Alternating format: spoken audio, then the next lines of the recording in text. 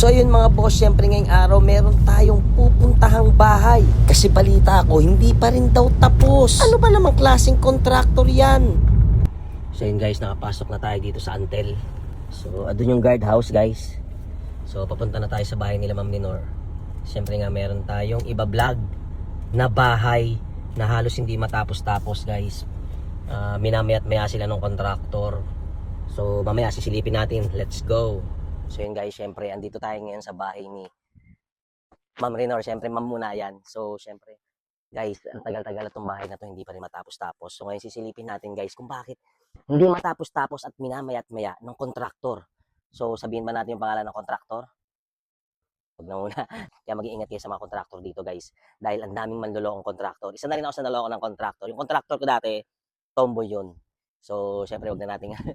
So, ngayon, tara, i-vlog natin to. Maganda to. Let's go. Ang pinaka-lot area niya po is 133 square meter. And then, ang floor area naman niya is 176 square meter. So, ano tingin nyo dito, mga boss? Worth it bang binayad ni ma'am na kulang-kulang 11 million? Kayo na bahala humusga, mga boss. Ang tagal na hindi pa rin tapos. So, syempre, sisilipin natin yung loob ngayon. Tingnan natin. Dahil may mga palpak pa raw nagawa. Dun sa blueprint nila kasi, guys. Dun sa pinaka-blueprint kasi ni ma'am, hindi tumugma yung ibang pinagawa niya. Tapos pinapapalitan niya, ayun, maya't maya yung contractor nito. So tara, silipin na natin sa loob. Let's go. So yun guys, pasok na tayo sa loob. So yan, mga engineer yan, chinecheck nila. Ayan. So pagpasok mo dito guys, hindi pa rin tapos. Hindi ko alam kung kasama to sa package nila. So yan. Tingnan natin loob. So, ito yung loob. So, this time, mga boss, nagpapunta si ma'am ng mga engineer para i-check yung bahay niya. Kung standard ba talaga ang pagkagawa. Kaso, substandard ata, mga boss. So, ngayon, mga boss, painggan natin yung ibang pag-uusapan nila. Kaya kung makikita nyo sir sa second floor, sa mga bedrooms, puro cracking ceiling. Kasi dito naman sir, ang nakita ko is yung gutter na lang. Supposedly kasi sir, meron tayong paano ba? Yan. Sa mga overall sir, dapat nandyan yung mga ventilation. So doon lalabas yung heat. Okay, yun sa mga kantayan na. Pero walang lumabora rito, ano? So that's one design concern na dapat alam ni architect or ni designer. Okay. Kasi design and build po ito sir. Sila po yung mag-design, sila yung contractor. Matanong ko na lang din sir, regarding po sa billing, are they fully paid na po ba? Oo. Fully paid na sila? Fully paid. Talagang nung mag-loan, ang mama nito mag-loan sa bank, sa kanila napunta yun sa contractor. Narinig nyo ba yung usapan na yun, mga boss? Sobrang nakakainit ng ulo. So, sa terrace, ito yung sa terrace niya, guys. Glass na siya. Pero, parang hindi ako safe na sumandal dito. Kasi umuuga, guys. So, hindi safe para tambayan to. Pag may bata, syempre, di ba? Grabe yan siya. Oo. Grabe yan. Oo, hindi pwedeng sandalan to pag may bata. Oo, delikado. Walang ano. Oo, tapos yun, parang nilagyan lang ng silicone. Silicone lang. Kaya ano, dapat nga may clip pa yan dito, isa. Tsaka dito, meron. Yan. May frame dapat. Kaya nga, delikado to. Yan guys, so, ito babagsakan mo. Ewan ko paano nila. Oo. So, yun yung daddy ni Ma'am Renor. Kita niyo naman guys, sinilikonan lang. Di ba? Pakinggan nga natin ulit ang usapan ng engineer at ng daddy ni Renor. With that kind of manpower, hindi nila maaabot. So, They're gonna increase manpower. Kasi kanina nakita ko around 5. 5 ba yun? Apat lang po yung gumagawa. So yan ba, Kevin, masasabi mo sa doctor ko yan? Yes, Usapan natin. Ilalagay na lang din namin siya sir sa report. Okay. Tingnan natin yung kwarto. Yung kwarto, medyo nabubulok na. Yung sayang yung pinto. Tingnan nyo naman guys, oh. Tapos tingnan nyo naman yung uwang. May uwang, oh. Hindi siya pulig. Ano yun naman, oh. Tingnan nyo yung uwang. Shit. Sayang yung mga ano. Tsaka yung mga bintana niya, guys. Dumumi na. Dapat di mo na tinanggal yung mga plastic na ito. Sayang yung ganda ng pinto. Naluluma yung pinto. Ayun o. Ayun, nababakbak ko na. Ayun, tama. Sayang, ganda ng pinto. Sayang. Then, tingnan nyo dito guys. Oh. Lamakmak to.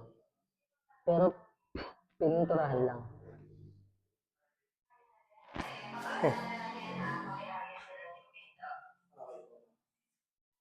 Dati lang hindi po namin yung signal ni architect para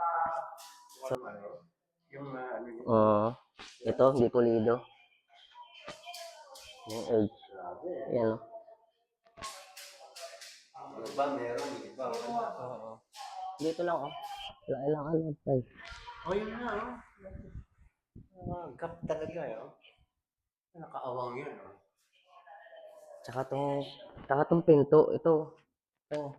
Parang nabakbak yung pintura dito. Tapos tinapalal ng pintura. Okay. Parang nabakbak, tas pininturahan lang. So sa mga hindi nakakaintindi, boss, kasi pag ganyan may mga bakbak, kailangan pang masilyahan para pumantay yan sa pintura. Oh, hindi ako kontraktor pero may alam ako. Hindi, isang ano, tapos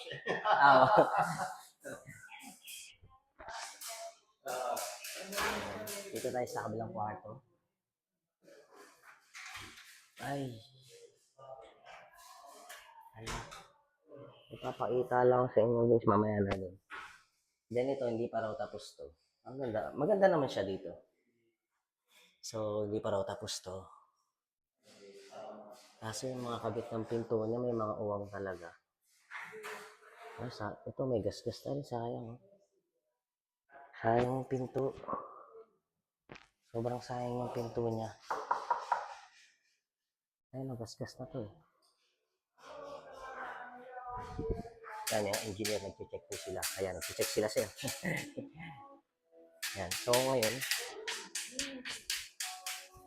nakita niyo yung gawa guys. Hindi siya pulido. Diba? Tapos di pala pintura dito. So, ito.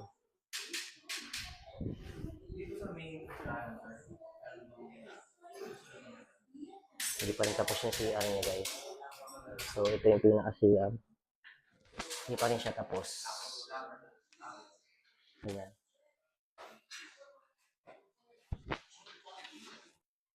Guys, so may mga nag-check lang din. Ako naman binablog ko. So, hindi ko alam kung tama itong gawa nila. May mga uwang. Hindi ko alam kung ganyan talaga style yan. No? Hindi natin alam guys. Papakita ko sa inyo. Yan, hindi ko alam kung ganyan talaga style yan. May uwang. Yan. Makikita nyo. Yan. Diba? Yan.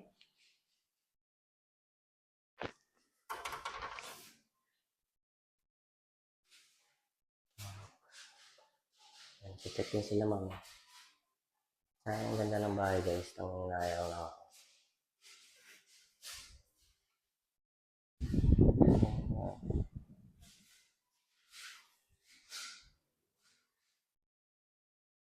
Ganito CR. Sayang ganda ng CR. Hindi pa rin tapos.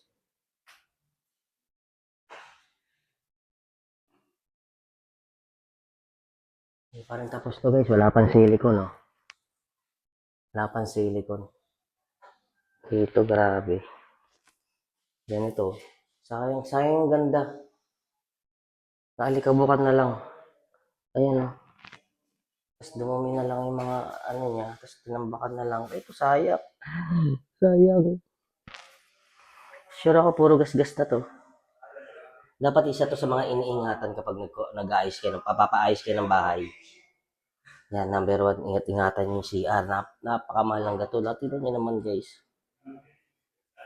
Diba? Number 1 sa mga contractor guys. Mga gumagawa. Number 1. Ito panigurado, puro gasgas. Ayan no. Nakakapa ako, puro gasgas na. Masakit para sa aming mga homeowner na mga bumibili ng gumagastos sa mga ganito. Tapos ganito lang. Ayan, ganyan lang. Aanuhin nyo lang. Dapat man lang, pinapalan nyo man lang, guys. Yan, o. Kakapa ako, gasgas na siya, eh. Ayan, may mga gasgas na. Lang.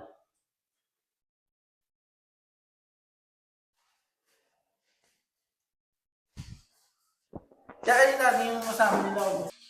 So guys, dito naman tayo sa isang kwarto. Ayan, may aircon na rin, kaso finishing pa rin to. Finishing. So, yung ano, ganyan. Ito pinakamahirap maglinis guys. Dapat kung inayos nila to dire-diretso. Ito pinakamahirap maglinis. Ayan. Sayang ganda ng bahay. Ayan.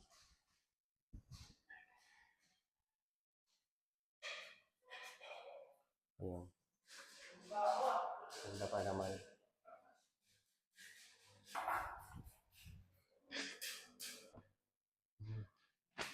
Then baba ulit tayo guys. So ito tinakpan naman yan. Tinakpan naman yung hagdanan. Kasi talaga dapat ganito. Natakpan.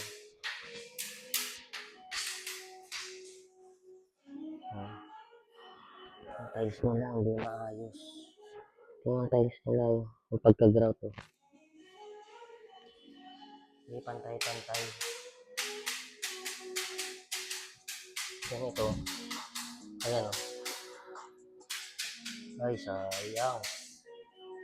So, hindi nabubuksan. So, yun lang guys, nakapanghinayang. Tapos na yung labas eh. Pero itong interior, hindi pa ganong tapos. Tapos, hindi maganda yung anong di solido.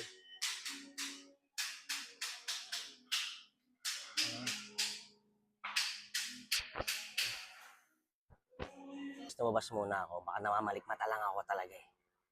Baka namamalikmata lang ako sa mga nakita ko sa loob. So, papasok ulit tayo. Baka namalikmata lang tayo. Malabo mata ko. So, babalik ulit tayo. Tingnan natin ulit. Baka pulido na yung gawa. Pasok tayo. Let's go. Yan. Yan, mga followers natin. Thank you po. Ayan guys, pasok ulit tayo. Ayan si daddy ni Ma'am Renor. So, mga engineer. So, ito yung blueprint guys. Hindi nagtugma. Hintik ng contractor na ito guys.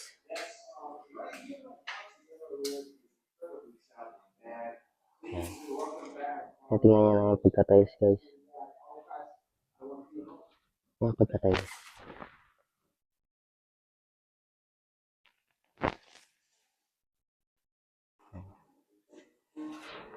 Yung contractor na ito, marami pang mga hinihingi. Sobrang daming hinihingi. Hindi ko alam ang nangyari dito guys. Putol pa siya oh. Ano yan? Ano to? Ano yan guys? Ay.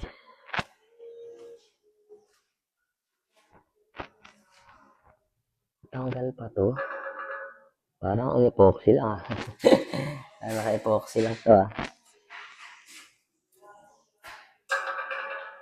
Ayan. So wala, ganun pa rin nakikita natin dyan. Hindi ako namamalikmata. Hindi tayo namamalikmata. Ayan. Hindi ko alam bakit. Pagka-sinsil, hinayaan lang siya. Or hindi natin alam kung ipifinishing pa. Pero napanghinayang guys, tingnan nyo naman. Sayang ganda ng bahay. Kasi ito hindi pa pantay oh. Ayan, daming crack. Ano nangyari dito? Paano mo nagka-crack to? So, ibig sabihin, nabalibag to. Diba? So, wala. Ganun pa rin nakikita natin. Pangalawang balik ko na. Yan ang hinayang ko sa mga salamin guys eh. Ito. Ang hirap maglinis na ito guys. For me ah. Dapat di mo na tinanggal yung mga balot. May mga balot kasi ito guys pagpapagawa ng ganito. Aluminum. May balot po yan. So, ayun. Ito, tingnan mo. May scotch tape. Dapat may scotch tape to. Ay. May scotch tape. Nilagyan to para hindi siya mapinturahan. Kaso, mas lalo siyang pumangit. Kasi nga, guys, so, ang dikit niya. Tinanggal nila to. Kaso ito, yung pinakadikit niyan tumigas na guys. Ang hirap tanggalin yan. Maniwala kayo sa akin. Ilang beses na ako nagpagawa ng bahay. Dalawa yung bahay ko na pinarenovate ko. Kaya may alam ako sa mga ganyan. Pero dito ako na, hindi ko alam kung contractor ba gumawa nito guys. Hindi ko alam kung contractor ba gumawa nito. Nakakatawa lang. Iilan lang yung pinaka-ano niya. Isa. Hindi ko pa nga alam kung matibay pa to. Isa, dalawa, tatlo. Tatlo lang. And then dito, wala na siya oh. Dapat meron pa rito nakaano eh. Meron pa isa rito sa gitna pa. Para safe. Tsaka ito, nipis nito. Para maging suporta. Napakanipis nito guys. Napakanipis niya para maging suporta. Ito yung sinasabi ko sa inyo guys. Pag sa aluminum, pag nagpapagawa kayo ng mga glass door or mga glass na bintana, dapat din nila muna tinatanggal to. Yan. Para kahit hindi pa tapos yung bahay, ginagawa nila. Misa kasi naunang ikabit tong salamin. So, ayan. Dapat di mo na lang tinatanggal to. Yan. For safety rin kasi yan, iwas gas-gas. Ayan. Yan, tinatanggal. Tita nyo, pag tinanggal mo, bagong-bago. Alam ko lahat yan, guys. So, ayun lang. Nakakalungkot na. Ang ganda pa naman ng bahay. Ayan. Tapos na tayo dito. Uya na. Tapos na tayo mag-vlog.